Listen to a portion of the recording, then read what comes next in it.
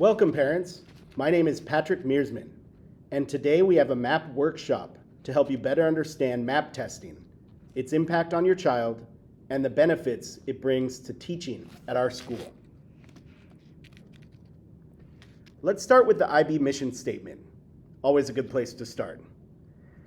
The International Baccalaureate Organization aims to develop inquiring, knowledgeable, and caring young people who help create a better and more peaceful world through intercultural understanding and respect. The IB works with schools, governments, and international organizations to develop challenging programs of international education and rigorous assessment. These programs encourage students worldwide to become active, compassionate, and lifelong learners who understand that others, with their differences, can also be right. Our vision at this school is that our students will leave us as creative and passionate lifelong learners who inquire, collaborate, and take risks to have a positive impact on the wider world. Our mission is to be a nurturing, inclusive community that supports, motivates, and challenges each other to be the best we can be. We achieve this by being connected members who belong to a global learning community, empowered learners who strive for excellence, and challenged thinkers who solve problems, and inspired creators and innovators who lead positive change. So this MAP testing, what is it? MAP stands for Measure of Academic Progress. It assesses math, reading, and language usage. The test adapts to students' answers for accurate assessment. It is administered at Le Mans twice a year in the fall and the spring.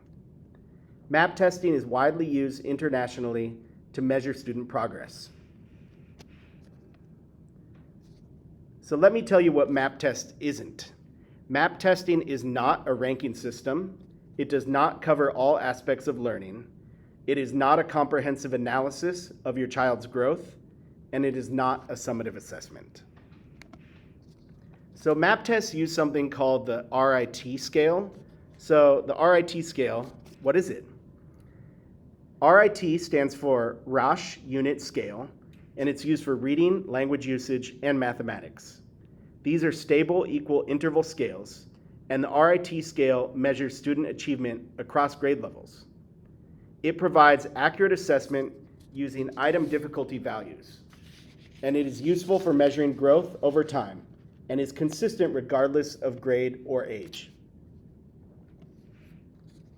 So why should we be using data-driven instruction in education?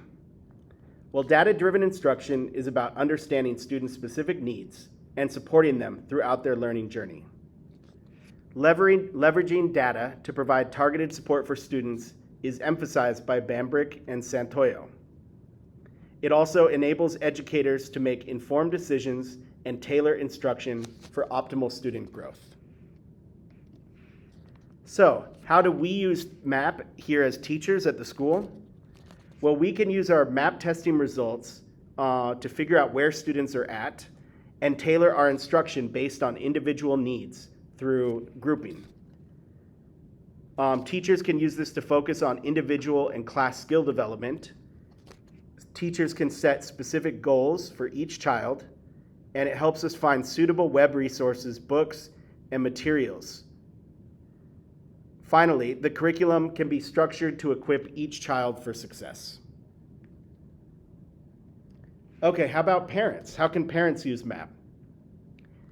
Parents can use MAP to guide your child in selecting appropriate reading materials and books, establish specific and meaningful goals together, encourage improvement in identified areas for growth, collaborate with teachers, and celebrate achievements.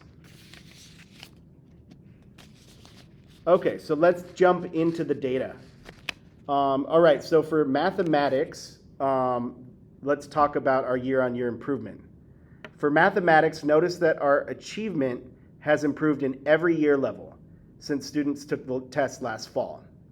For year 8 students, 93% of students had a moderate to high level of growth. For year 9, students For year 9 students, 100% of students had a moderate to high level of growth. For year 10 students, 85% of students had a moderate to high level of growth. And for year 11 students, 84% of students had a moderate to high level of growth. Now let's look at reading. For reading, notice that our achievement improved in 3 out of 4 year levels since students took the test last fall. For year 8 students, 60% of students had a moderate to high level of growth.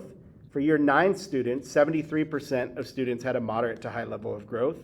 For year 10 students, 84% of students had a moderate to high level of growth. For year 11 students, 58% of students had a moderate to high level of growth. Okay, now let's look at language usage. For language usage, notice that our achievement improved in 3 out of 4 year levels. For year 8 students, 93% of students had a moderate to high level of growth. For year 9 students, 64% of students had a moderate to high level of growth. For year 10 students, 100% of students had a moderate to high level of growth. And for year 11 students, 84% of students had a moderate to high level of growth. All right, now let's look at how you can decode your students' map results. We'll start out looking here for mathematics. So the blue line here represents your child's score. The orange line is the school average, and the yellow line is the international average. The growth projection and achievement level by percentile are shown on the right. Also, the subsections on the lower left-hand corner indicate your child's performance in different areas of math. All right, now let's look at the map results for language usage. So the same principles apply as in the mathematics section. Pay attention in the bottom left-hand corner to the different subsections to see your child's achievement in the different areas of language usage. Okay, next, looking at reading. Again, this is also similar to the previous sections, but also focus on the subsections in the bottom left-hand corner. Note the Lexile range, which indicates your child's reading level and helps you select appropriate books. More on that coming soon. Okay, so Lexile range. You can look at this slide for the Lexile range. A Lexile range shows a student's reading level. It allows students, parents, and teachers to choose books that are suitable for their reading level. I would encourage you as parents, if you want to improve your child's reading, by finding books within their Lexile range and allowing them to read for fun on the weekends, read in the evening, read during holidays. That's a great way to improve a student's Lexile range and improve their vocabulary. Okay, next, how can you access your students' map test results? To navigate please go to the portfolio location to locate your students' map results. View the current map results for your student here, and you can also review previous map results for comparison and track the progress of your student for as long as they've been taking map test results at this school.